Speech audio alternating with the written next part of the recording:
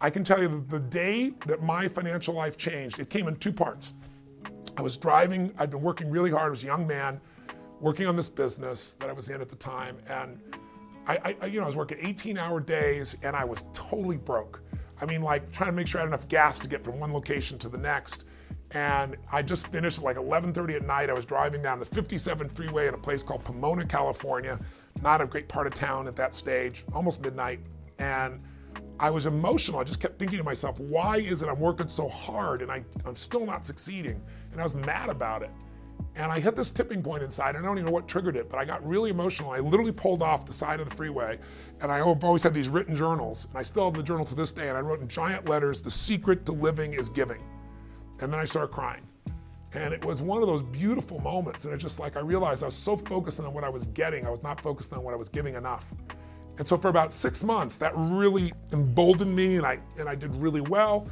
And then I had some frustrations, some failures, and then I got mad because the people I counted on had not followed through, and I found myself totally broke again. I mean, like nothing, like down to $20-something, not knowing how I'm gonna feed myself. And I reached out to a friend I loaned $1,000 to, and he kept avoiding my calls. I was madder and madder, like I helped him and he was in need, he won't even give me my money back. And in the midst of all this anger, I had to figure out what to do, so I've always been a pragmatist. So when I was just 17, I was on my own. I used to save the money, go to the smorgasbord on my bike, load up for the winter, eat everything I could, and so it would last me a day or two, and pay the least amount of money for the most food. So I thought, there's a smorgasbord, but I lived in Venice, California, and there's a place called Marina del Rey, just 3 miles away, and it's a very wealthy environment. And on the water, there's a place there called El Torito. It's a restaurant, it's still there. And it's very nice, it's on the water, boats going by, and they had an all-you-could-eat salad bar, taco bar. So I said, I'm gonna go there. So I didn't spend the money on my car for the gas for the 3 miles I'll walk there. I'm not gonna pay for parking.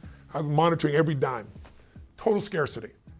And I got there and I loaded up, ate everything I could possibly eat. And while I was sitting there eating, a door opened and a very attractive woman came in, and I was waiting to see who her boyfriend or husband was gonna be. And there wasn't a boyfriend or husband, there was a kid about this tall. And he was dressed in a suit, in a little vest. And he came in, he held the door open for his mom. He pulled out the chair and set her down. He was just such a gentleman. And then he stared in his mom's eyes, and he was just so, I don't know, just so loving, so there, so present. And it moved me. Even my selfish, little stupid place, I just moved by the love he had for his mom, the respect he had for his mom. I don't know what it was. But I went and paid the bill. And, I don't know, I had $17, $18, $19 left, whatever it was. I put it in my pocket, hang on to what little money I'd left. I think it was like $5.95 for all you can eat in those days or something like that. And I walked up to this little boy. And I said, hi, and I shook his hand. I said, what's your name? And I don't really remember his name. I think it was Ronnie. He said, I'm Ronnie, I think it was. And I said, Ronnie, I said, you are such a gentleman. I said, I saw you open the door for your lady. I saw you pulled out the chair. I said, you are a class act. And he looked at me and goes, she's my mom. And I said, well, that's even better.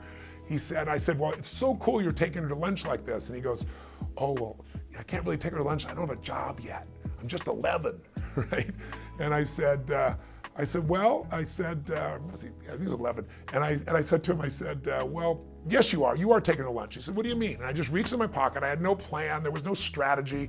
I just grabbed my money in my pocket. I put it right down the table in front of him, change and all, dollar bills and all. And he looked up, his eyes got really big. I said, you are taking her to lunch. And he said, I can't take that. I said, sure you can. He said, why? I said, because I'm bigger than you are, right? And his eyes got this big and he smiled really big. And I didn't even look at the lady. I just shook his hand and I walked out. And I didn't walk out, I flew out. I had no car. I must have looked like an idiot. I'm sure I was skipping it to some extent. I was just like purely euphoric at the moment when I should have been the most freaked out. I mean, I just gave away my last dollar. I don't know where my next dollar, I don't have any money. I don't know where's my next meal gonna come from. Zero fear. It was like, I went home that night, I laid out this plan how I was gonna turn things around, but it wasn't gonna turn around in a day or two, it might turn around a week or two, and I thought, well, people fast all the time, I'll go on a fast for a week, and I was positive about it.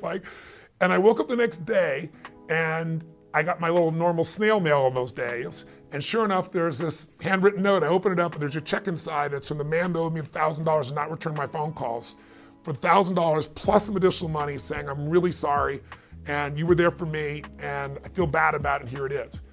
What was beautiful about the moment was, I cried, honestly, and And then I sat there and I looked at this thing and I thought to myself, what does this mean? Why did this happen? And I don't know if it's true, but I chose to mean that money came because I did the right thing, because I didn't operate from scarcity, because a little soul was in front of me, my heart knew what was right, and I didn't hesitate. I just did what was right. And I can remember to this day so vividly like it was yesterday, because that's the day I became a wealthy man. That's the day that scarcity ended in me. And that didn't mean I didn't have more ups and downs financially. I had plenty of those, but I never ever went back to that place of being angry at somebody else who had more, or blaming other people. Whether they got what they did fairly or unfairly, who the hell am I to say? What I want to do is focus instead on being a blessing in people's lives. That if I could find a way every day to do something to add more value for other people, then I wouldn't have to worry about anything. Just like you don't worry about taking a breath, whether oxygen is going to be there. You don't ask the question, you know it's going to be there. I figured if I left my life that way, where I spontaneously did what was right consistently, I wouldn't have to worry, and I haven't another day since. That doesn't mean I didn't have stressful times, but I haven't gone back to that place of scarcity. And I really think that's what this book is ultimately about. It gives you all the tools, all the strategies of the richest people on earth, but it's also about making that psychological, emotional, if you want to call it spiritual shift, that really changes the quality of life forever, which makes you wealthy the day you stop being scarce.